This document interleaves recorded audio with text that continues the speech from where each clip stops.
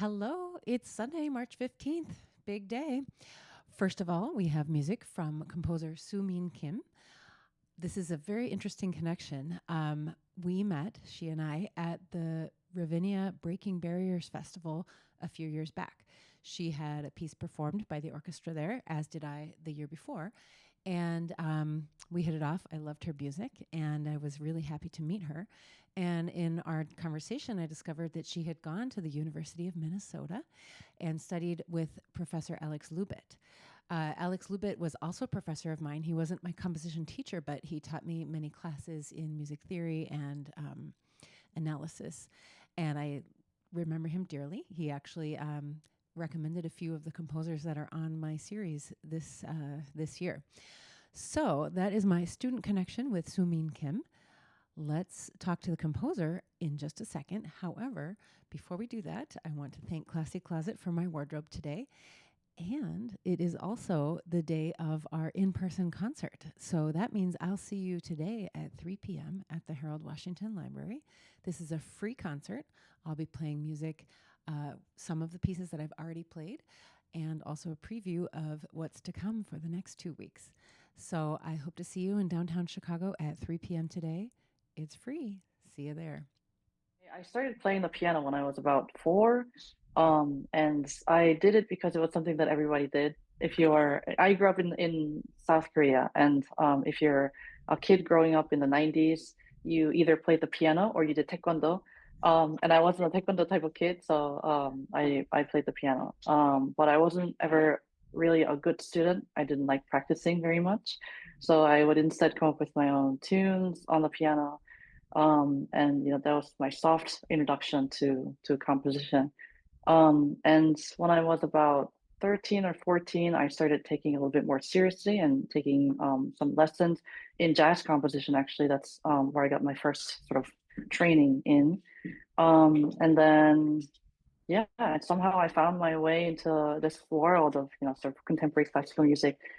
And I went to Oberlin College for my bachelor's degree. I went to Yale School of Music for my master's, and I'm currently at the Cleveland Institute of Music for DMA. And I'm also teaching at the Oberlin Conservatory as a visiting assistant professor. At the same time. So you're a student and a teacher at the same time. Yeah.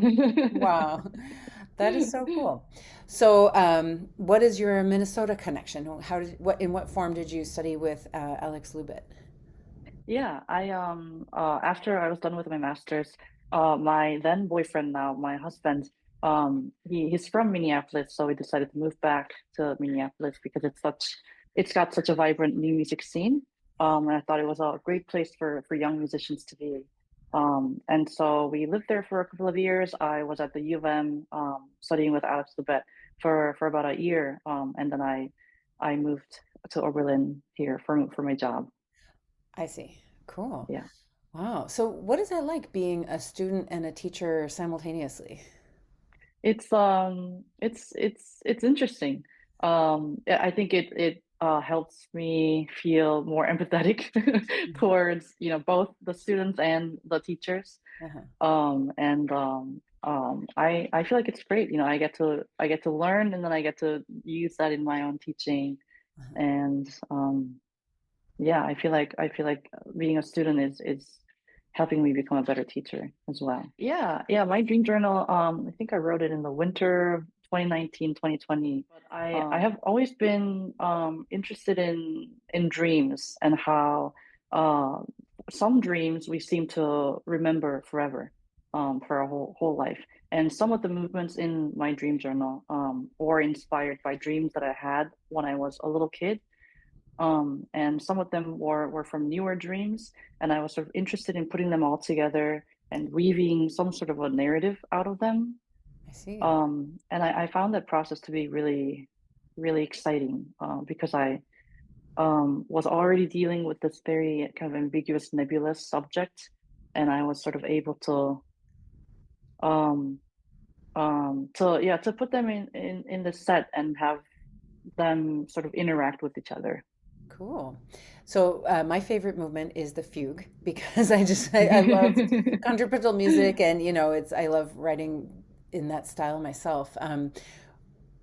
Can I know more about like the dream that inspired a fugue? Yeah, yeah, of Here. course. So I when I was a kid I had this dream.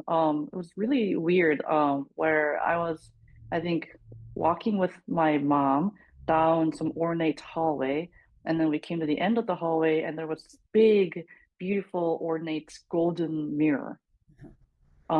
And that scene really sort of stuck with me for some reason. And so that movement is inspired by that. And I guess sort of the I guess baroqueness of the ornament, the mirror itself. All Um, right. What are you working on these days?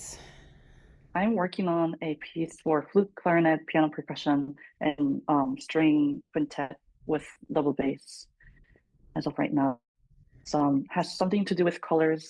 I'm calling it something about colors as a working title, but I'll come up with a better title eventually. Yeah, it's a commission from the Oberlin Contemporary Music Ensemble, which is led by Tim Wise. I I really want to build my own cabin one day, Okay. in somewhere in northern Minnesota by the lake. So that's sort of, one of my long-term goals, and I hope to be composing in this set cabin